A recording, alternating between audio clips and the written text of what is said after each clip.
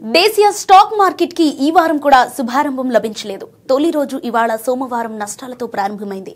ఒక్క సూచి తప్ప మిగతా 3 నేల చూపులు చూస్తున్నాయి. దీన్ని బట్టి గత వారం ట్రెండే కొనసాగుతోందని చెప్పొచ్చు. మరిన్ని వివరాల్లోకి వెళితే సెన్సెక్స్ 87 పాయింట్లు తగ్గి 85,624.80తో మొదలుపెట్టింది. నిఫ్టీ 26 పాయింట్లు కోల్పోయి 26,159.80 వద్ద ఓపెన్ అయింది. నిఫ్టీ బ్యాంక్ భారీగా 105 పాయింట్లకు పైగా డౌన్ అయ్యి 59,672.10తో స్టార్ట్ అయింది. నిఫ్టీ మిడ్ క్యాప్ మాత్రం నామమాత్రంగా 1 పాయింట్ పెరిగి 60,595.60 వద్ద లాంచ్ అయింది. ఇక Fino payments bank, inter global aviation, reality stocks నష్టాల్లో నడుస్తున్నాయి. Spice jet, Ashoka Buildcon, HFCL షేర్లు లాభాల్లో వెళుతున్నాయి. రూపాయి విలువ 8 పైసలు బలహీనపడింది. శుక్రవారం 89.98 వద్ద క్లోజ్ అవగా ఈ రోజు 90.06 వద్ద ఉంది.